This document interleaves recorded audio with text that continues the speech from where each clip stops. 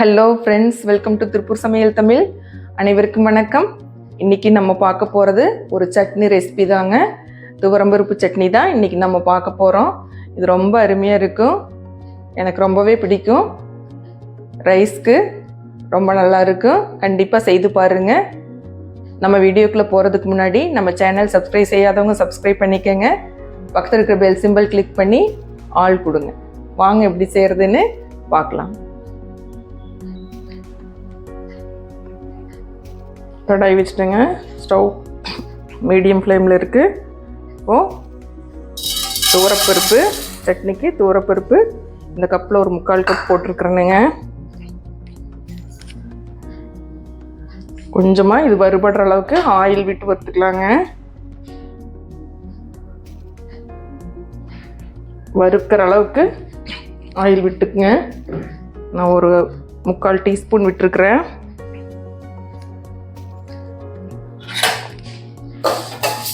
நல்லா செவக்க வறுக்கணுங்க இந்த துவரப்பருப்பு. ஸ்டவ் மீடியமில் தான் இருக்குது, கருகாமல் வறுக்கணும். கடலை எண்ணெய் தான் விட்டுருக்குறேனுங்க.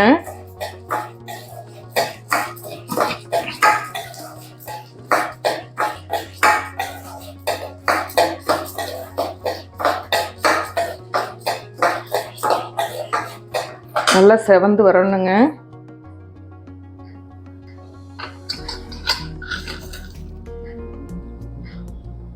கொத்தமல்லி சும்மா ஒரு கொஞ்சமாக ஒரு 1/4 டீஸ்பூன் கம்மியாக தான் போடணுங்க. ரொம்ப போடக்கூடாது, சும்மா மணத்துக்காக போடுறது, ரொம்ப போடக்கூடாது.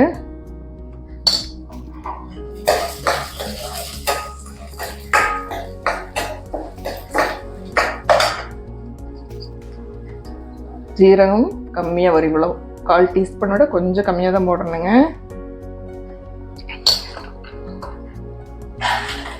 அதிகமாக போட்டுற வேண்டாம்.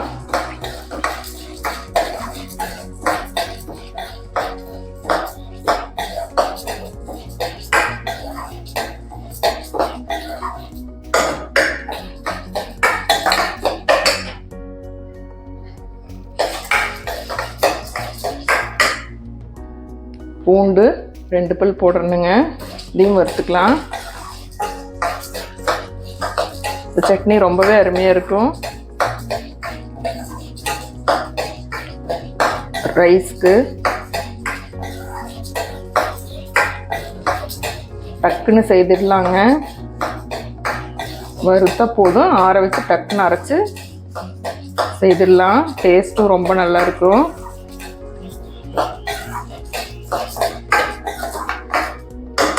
ஒரே மாதிரி வறுபடணும், கருகாமல் நல்லா வறுத்துக்குங்க. பொன்னிறமாக வந்தால் போதும்.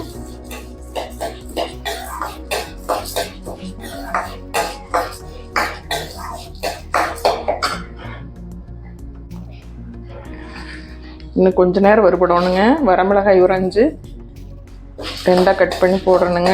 நீங்கள் உங்கள் வீட்டில் காரம் எவ்வளவு போடுவீங்களோ அதுக்கு தகுந்த மாதிரி போட்டுக்குங்க. இந்த சட்னி ஒரு 3-4 பேர் சாப்பிட்லாம். ரைஸ்க்கு தான் ரொம்ப நல்லா இருக்கு. கருவேப்பிலை கொஞ்சம் போட்டுக்கலாங்க.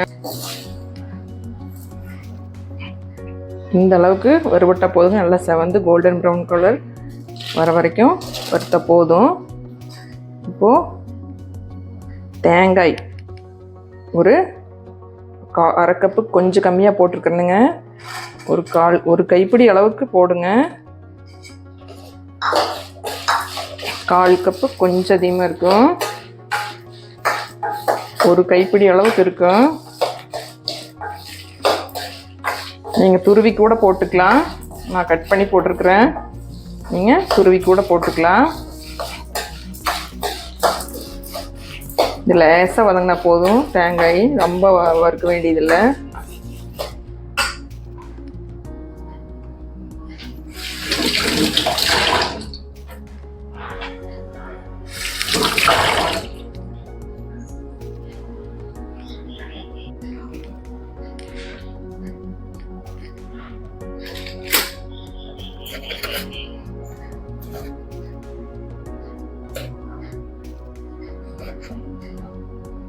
உப்பு இது தேவையான அளவு போட்டுக்குங்க. கல் உப்பு தான் போடுறேன். ஒரு 1/2 டீஸ்பூன் போட்டிருக்கிறேனுங்க.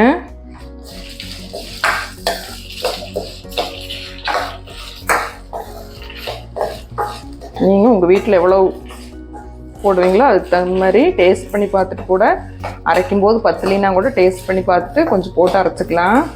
அரைக்கும்போது முதல்ல அதிகமாக போட்டுற வேண்டாம், லேசாக வதங்கினா போதும். ஸோ புளி இந்த சைஸு புளி, ஒரு சின்ன சைஸ் இந்த சைஸ் இந்த அளவுக்கு புளி ஒன்று போட்டு இது கூட அரைச்சி எடுத்துக்கலாம்.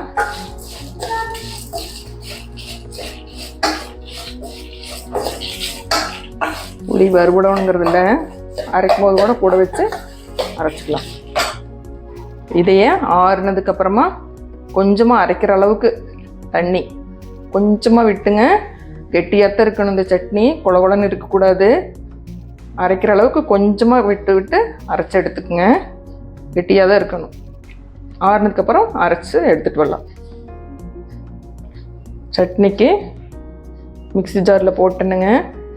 அரைக்கிற அளவுக்கு கொஞ்சமாக தண்ணி விட்டு அரைச்சி எடுத்துகிட்டு வரலாம். அதிகமாக விடக்கூடாது. அரைச்சிட்டு வந்தாச்சுங்க. இது போல் அரைச்சிக்கணும்.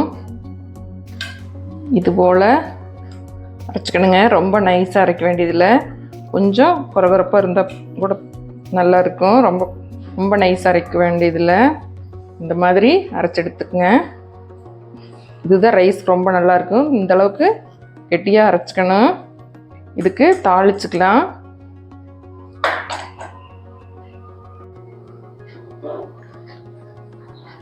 ஸ்டவ் மீடியமில் இருக்குங்க.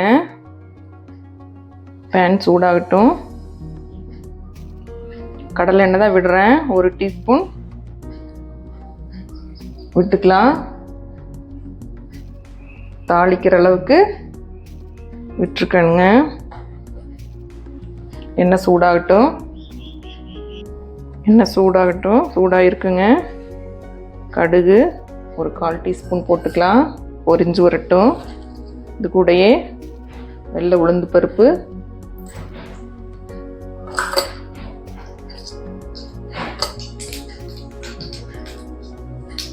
வெள்ளை உளுந்து பருப்பு ஒரு 1/4 டீஸ்பூன்,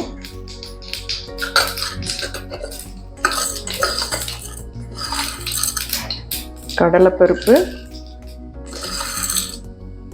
ஒரு 1/2 டீஸ்பூன் போடுறேனுங்க.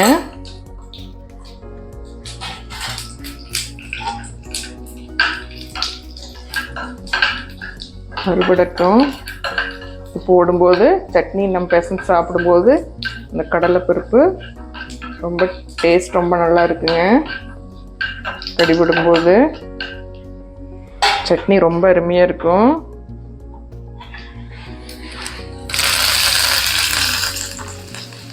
மிளகாய் முதல்லையே போட்டிருக்குறேங்க காரத்துக்கு தேவையான அளவுக்கு. அதனால் பெருங்காயம் கொஞ்சம் போட்டுக்கலாம்.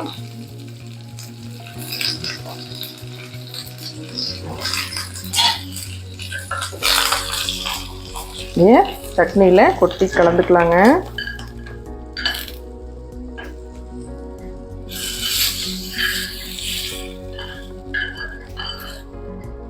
அருமையான துவரப்பருப்பு சட்னி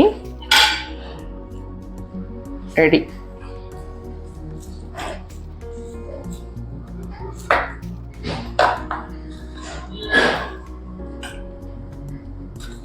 மிக்ஸ் பண்ணிக்கணும்.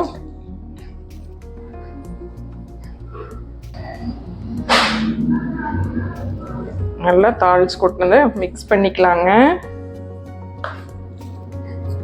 நல்லா மிக்ஸ் பண்ணிக்கங்க. அருமையான துவரப்பருப்பு சட்னி ரெடி. ரொம்ப அருமையாக இருக்குங்க. கண்டிப்பாக செய்து பாருங்கள். உடலுக்கு மிகவும் நல்லதும் கூட. இது ஒயிட் ரைஸ்க்கு பெசஞ்சு சாப்பிடுங்க, ரொம்ப நல்லாயிருக்கும். கூட அப்பளம் வடகம் தொட்டு சாப்பிட்லாம். இது செஞ்சுட்டு ஒரு ரசம் பொரியல் வச்சு டக்குன்னு செய்திடலாங்க. இந்த அவசரமாக இருந்தால் கூட டக்குன்னு இந்த சட்னி செஞ்சு ஒரு ரசம் பொரியல் வச்சு சாப்பிட்டுட்டு போயிடலாம். ரொம்பவே அருமையாக இருக்கும். கண்டிப்பாக செய்து பாருங்கள்.